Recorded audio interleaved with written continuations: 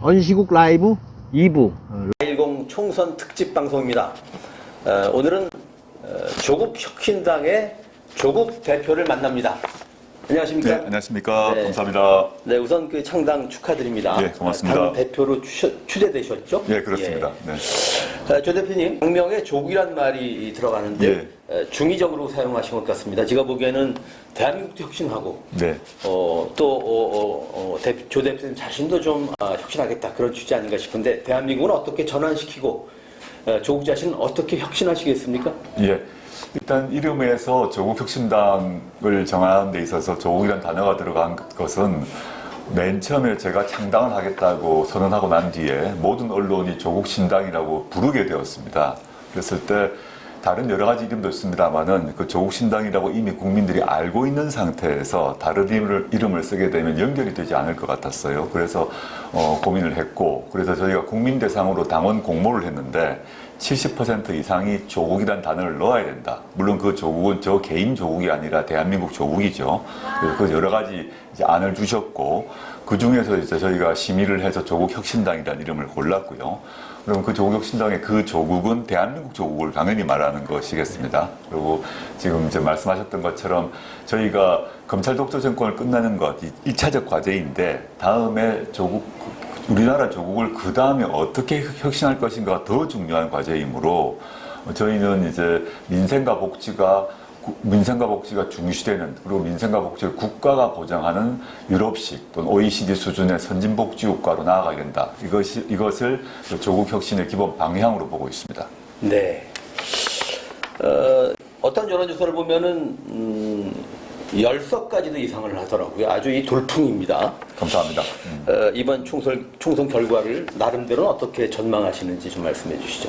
제가 창당을 선언할 때부터 저희는 목표가 10석이다라고 말씀을 드렸고요. 그리고 원내 3당을 목표로 하고 있다 말씀드렸는데, 창당 선언할 때 그 말씀을 하니까 많은 언론인분들이 말도 안 된다 이런 반응을 보이셨는데, 근래 각종 여론조사에서 이제 두 자리 숫자로 안정적으로 안착이 된 것 같습니다.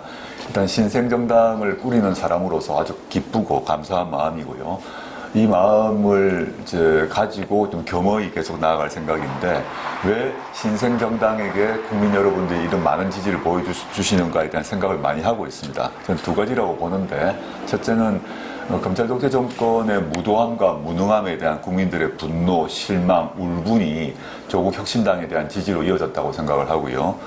두 번째는 검찰 독재 정권 종식 이후에 무엇을 할 것인가에 대해서 여야가 지금 정쟁으로 그런 방안에 대한 얘기가 좀 약하게 전달되는 것 같습니다. 그래서 저희가 좀 강하고 선명하게 선진복지국가를 향하는 비전과 정책을 얘기하고 있기 때문에 그 점에 대해서 우리 국민들이 공감해 주시는 것이 아닌가라고 자평하고 있습니다. 검찰공화국 심각하지 않습니까? 예. 그런데 검찰공화국의 탄생을 막지 못한 과오를 이제 스스로 인정을 하셨습니다. 예. 그런데 과연 검찰 독재 정권 종식의 과오를 인정하신 조 대표님이 적임자다 이렇게 볼 수 있습니까? 저는 그 점에서 많은 비판이 있기 때문에 제가 먼저 여러 번 사과를 한 바 있고요. 또 두 가지를 말씀드릴 것 같습니다. 첫 번째는 제가 검찰개혁을 당시 추진을 하면서 이룬 것이 있었고 이루지 못한 것이 있었습니다. 완전히 새로운 초심자가 검찰개혁을 추진하는 것이 아니라 실제 해보고 성과를 내고 또 부족함이 있었기 때문에 한 단계 더 나아가는데 적임자가 될 수 있다고 생각을 하고요. 두 번째는 검찰개혁 관련해서 저만이 아니라 저희 가족 전체가 수사를 받았기 때문에 그러한 경험이 또 역설적으로 검찰개혁을 할 수 있는 적임자가 될 수 있다라고 생각하고 있습니다. 예. 공약을 보니까 감사원의 국회의관 그리고 더불어 검찰의 독점적 권한 해체를 제시하셨습니다. 좋은 말씀인데 검찰 권한 해체를 어떻게 하실 겁니까? 일단 감사원의 국회의관부터 말씀드리자면 현재 감사원이 독립기관으로 되어 있습니다만은 윤석열 정권 이후에는 거의 용산 대통령실의 지시를 받는 듯이 행동하고 있습니다. 그래서 이걸 근본적으로 해결하기 위해서는 법을 바꾸어 가지고 국회의 통제를 받아야 된다고 생각합니다. 국회는 여야가 같이 있기 때문에 정권이 바뀐다 하더라도 감사원이 정파적 또는 정치적 감사를 못할 것이라고 생각을 하고 있고요. 두 번째 질문하셨던 검찰 문제 같은 경우는 윤석열 정권이 지금 뭐 검찰 독재, 윤석열 정권에 의한 검찰 독재 행포는 다 알 것인데, 과거 문재인 정부 시절에 첫 단계, 제가 민정수석으로 있을 때는 경찰과 검찰의 수사권 조정을 추진했고, 또 공수처 신설을 추진했습니다. 그건 다 이루어냈습니다. 그런데 그 다음 단계, 제가 법무부 장관 후보로 지명되면서 받았던 임무는 뭐냐면 수사와 기소의 분리였습니다.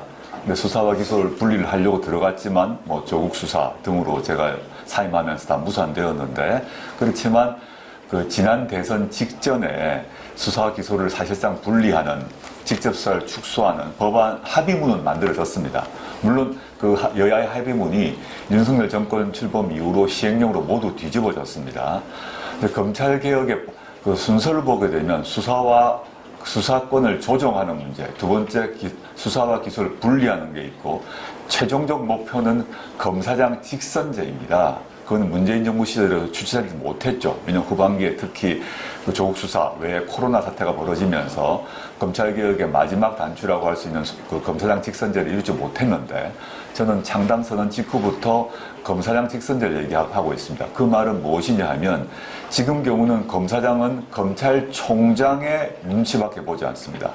근데 미국 같은 경우는 검사장을 다 직선으로 뽑습니다. 서울중앙지검장, 광주지검장, 뭐 부산지검장을 직선으로 뽑기 때문에 자신의 수사에 대해서, 기소에 대해서 다음 선거에서 국민적 심판을 받게 되어 있습니다. 그래서 경찰과 검찰 사이의 수사권을 조정하고 분리한 단계를 넘어서 검찰에 대한 국민적 통제를 이루기 위해서는 반드시 검사장 직선제가 이루어져야 된다라는 입장을 갖고 있고요. 그것은 법률 개정으로만으로도 가능합니다. 그러니까 검사장에 대한 민주적 통제를 시도하겠다, 예, 그런 그렇습니다. 말씀이셨습니다. 네네. 그럼 검찰총장은 직선 안 합니까? 검찰총장을 직선한 날은 일단 없고요. 네. 검찰총장은 대통령이 임명하게 할 수밖에 없죠. 그 법무부 장관의 지휘를 통해서 그 검찰총장에 대한 지휘이 있습니다. 그 검찰총장에 대한 통제가 가능하고요. 근데 실제 검찰총장이 수사를 직접 담당한 사람들은 지휘자는 아니죠. 그거는 각급 검사장이 하게 되어 있는데, 검사장 직선제를 통하게 되면 우리나라와 같은 현재 제왕적 검찰총장제가 상당 부분 해결될 것이라고 보고 있습니다. 네, 알겠습니다. 검찰에 많은 피해가 있습니다만, 기소와 관련해서 저는 기소 독점 못지않게 기소 편의주의가 문제라는 생각을 합니다. 네네. 그러니까 검찰이 자기 조직을 유지하고 권한을 강화하기 위해서 그런 잣대를 가지고 기소 여부를 결정하는 그런 악행을 저지르고 있지 않습니까? 예, 예. 이 문제는 어떻게 보십니까? 기소 편의주의 역시 이제 그 해결한 방안이 여러 가지 방안이 있는데, 지금 당장 이룰 건 아닙니다만 일단 검사장 직선제가 먼저고요. 기소 편의주의 문제를 해결하는 방법은 역시 미국에서 기소 배심제가 있습니다. 기소 배심제 도입을 논의를 해야 되는데, 우리 국민들에게는 그 판결에 있어서 배심제도 아직 익숙하지 않습니다. 물론 국민참여재판이 노무현 정부 때 도입되었지만 형사재판에서 실신 한 1% 정도밖에 되지 않기 때문에 아직 기소 배심도 여전히 익숙하지 못한 상태 같습니다. 미국 같은 경우는 중요 사건 같은 경우는 기소할 것인지 말 것인지를 우리나라처럼 검사가 판단하지 않고 그 판단을 기소 배심원들이 하게 되어 있습니다. 이 문제에 대한 여론 작업들을 해야 될 것 같고, 그 다음에 이제 기소 편의주의한 통제 장치로서 기소 배심을 도입할 필요가 있다 생각하고 있습니다. 네. 독재가 여러 문제가 있습니다만, 네네. 이런 측면도 저는 주목할 필요가 있다는 생각이 듭니다만, 그러니까 대한민국 정부에 대한 신뢰를 윤석열 정권이 떨어뜨렸다. 그래도 이 연속성을 가지고 지금까지 발전해온 대한민국 정부가 이 정권 들어서서 아주 국민 신뢰를 잃었다. 어떻게 생각하십니까? 일단 뭐 윤석열 정권이 이제 보여주고 있는 무도함이 있는데, 무도함의 경우에 있어서는 진보 보수 좌우를 떠나서 대한민국이라는 민주공화국이 공유하고 있는 가치가 있는데 그 가치를 다 무너뜨렸다고 봅니다. 예컨대 홍범도 장군의 흉상을 육사에서 옮겨야겠다거나 뭐 이런 얘기는 말도 안 되는 얘기인데 그런 걸 시도하고 있는 거죠.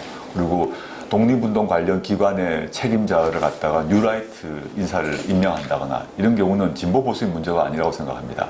그런데 무능한 문제 같은 경우는 지금 스스로 각종 북방 경제 영토라고 하나요? 중국, 러시아 같은 경우를 다 그냥 스스로 잘라내는 이런 우를 범하고 있고, 지금 수출 엉망이고 민생 엉망이고 사과값, 과일값 폭등하는 상황인데 어떠한 것도 하지 않은 채 오직 국정을 그 검찰 수사하듯이 국정을 운영하고 있다라고 생각합니다. 그런 점에서 국민들의 신뢰가 바닥에 떨어질 수밖에 없겠지요.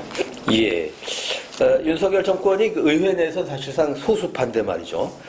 소수파 정부가 대놓고 국회를 무시했습니다. 뭐 네네. 시행령 통치랄지, 뭐 거부권 통치랄지.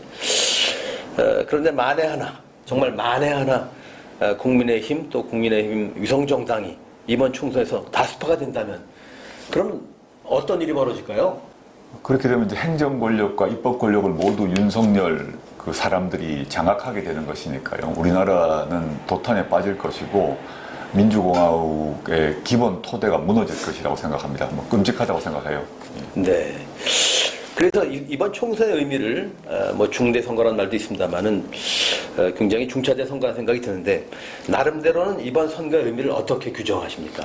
저는 대한민국이 더 이상 추락하지 않도록 막아야 한다고 생각하고요. 그러기 위해서 아까도 말씀드렸습니다만 이미 행정 권력은 윤석열 대통령이 쥐고 있는데, 입법 권력까지 만약에 국민의힘이 가져가게 되면 법률 통해서 더 퇴행을 가속화시킬 것이다 라고 봅니다. 반드시 막아야 하는 그런 절대절명의 순간이라고 생각하고 있습니다. 조 대표님은 그 법률 전문가이시기도 한데, 네네. 저는 초록동색이랄까요? 사법부도 정서적으로는 거의 이 윤 정권하고 이 동조화가 일어난 게 아닌가, 그런 생각도 듭니다. 이렇게 되면은 삼권 분립이 아니고 삼권 일치 시대가 올 수도 있겠다는 위기감이 있습니다. 걱정이 많이 됩니다. 예. 총선 후에 그림도 좀 궁금합니다. 민주당 포함해서 민주개혁 진보 재정당과 어떻게 협력도 하시고, 또 어떻게 국민의 마음을 얻기 위해서 어떻게 또 경쟁하시겠습니까? 총선 후는 당장 이제 윤석열 정권이 이제 중후반기로 들어가게 되는데, 윤석열 정권의 실정, 무능을 폭로하고 국민들에게 알리기 위해서 그 윤석열 정권에 반대하는 모든 정당, 정치 세력과 연합해서 활동을 할 것이고요.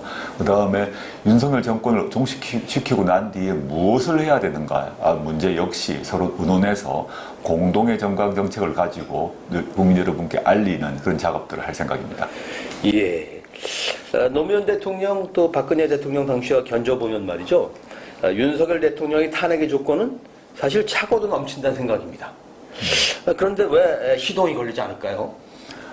우리나라 제도상 대통령 탄핵이 되려면 정치적 무능, 정치적 무도함이 아니라 법률적 불법이 있어야 되거든요. 그럼 윤석열 대통령의 경우 법률적으로 불법을 저지른가를 확인해야 합니다. 확인하려면 적어도 검찰 수사가 진행된다거나 또는 언론에서 그 문제점을 폭로를 해야 되는데, 그것이 확실히 꼬투리가 잡히지 않은, 증거가 확보되지 않은 단계로 보입니다. 아주 많은 혐의가 있죠. 예컨대 해병대 최상병의 죽음에 대해서 대통령실이 개입했다거나, 또는 윤석열 대통령이 국민의힘의 각종 당무, 공천에 개입했다거나 이런 의심이 있는데, 그에 대해서 분명한 그 증거가 일부라도 나와야 되는데, 지금 그것이 다 언론도 검찰도 움직이지 않는 단계에서 그게 나오지 않으니까 국회에서 탄핵을 소추하지 못하는 상태로 보입니다. 네. 그런데 이제 4월 총선 이후에 만약에 민주진보 진영이 승리를 하게 된다면 상황이 달라질 것으로 예상하고 있습니다. 조 대표님은 대표적인 검찰 피해자이기도 하지만 언론 피해자시라고 생각합니다. 언시국은 언론비상시국회의는 언론 탄압 저지와 언론 개혁을 위한 비상시국회의가 풀네임입니다. 네네. 언론을 향해서 한 말씀 하신다면 어떤 얘기를 하시겠습니까? 저는 언론이 각 언론마다 뭐 진보적 성향, 보수적 성향, 또 언론인들도 마찬가지라고 생각합니다. 근데 지금 윤석열 정권 들어서고 난 뒤는 이제 언론인 또는 언론이 기계적 균형도 맞추지 않고 있는 게 아닌가 생각을 합니다. 과거 문재인 정부에서 일어났다면 어떻게 했을지, 어떻게 기사를 썼을지를 생각해 보시고, 지금 근데 그런 보도 태도, 내용이, 관점이 윤석열 정권에서는 적용되는 것인지 한번 고민해 보셔야 되지 않나. 그 문재인 정부를 찬양하라, 또는 뭐 또 이재명 대표나 민주당을, 또는 뭐 조국 혁신당을 뭐 찬양하라, 이런 얘기가 아니라 그 진보적 정치, 진보적 정치인, 또 진보적 정당에 대한 비판 다 좋은데, 그것에 값하는 만큼, 그만큼은 윤석열 대통령, 윤석열 정권에 대해서도 그런 날카로운 비판 기사를 써주셔야 되지 않나라는 생각을 하고 있습니다. 예. 무간지옥이라는 표현을 하셨는데, 하여튼 굉장히 그 가슴 아프면서도 공감을 했습니다. 근데 이렇게 이 무간지옥을 통과하신 그런 과정을 생략하면, 결과적으로, 중도층에게는 그런 말 있지 않습니까? 여성의 적은 여성이다. 그처럼 그걸 패러디하면은 조국의 적은 조국이다. 조적조. 이런 등식에 좀 솔깃할 법도 합니다. 이러한 중도층은 어떻게 설득하시겠습니까? 중간층 또는 중도층에 대한 태도를 말씀하시는 것 같은데 저에 대한 비판 다 받아들이고요. 또 제가 필요하다면 언제든지 사과를 할 것입니다. 지금까지 약 15회 정도 이상의 대국민 사과를 했습니다만 앞으로도 계속 저희 부족함에 대해서 성찰하고 사과하도록 하겠습니다. 네. 학자이자 교수셨고 또 임명직 고위 공무원을 지내셨는데 이제 정당의 대표가 되셨습니다. 네네. 그렇습니다. 이번 총선에 저 출마한다는 얘기는 여러 번 했고 네. 그 정당을 만든 거 아니겠습니까? 예, 네. 당연히 출마를 합니다. 예. 네. 자, 이제 이번 총선 약 한 달 남았습니다만 깨어있는 시민, 이 나라 주권자들에게 좀 당부를 할까, 호소를 할까, 하시고 싶은 말씀을 좀 해주시죠. 네, 존경하는 국민 여러분, 조국혁신당 대표 조국입니다. 현재 우리나라가 윤석열 정권 출범 이후에 정치, 경제, 사회, 안보 모든 면에서 추락하고 있습니다. 이번 총선을 계기로 이러한 퇴행과 후퇴를 막아야 합니다. 저와 조국혁신당은 이 퇴행을 막는 데 선봉에 서겠습니다. 저 그리고 조국혁신당 모두 부족함이 있습니다. 그렇지만 열심히 해보려고 합니다. 가장 앞에서 싸우려고 합니다. 많이 도와주십시오. 부탁드립니다. 오늘은 조국혁신당의 조국 대표를 만나봤습니다. 고맙습니다. 네, 감사합니다. 수고하셨습니다. 예.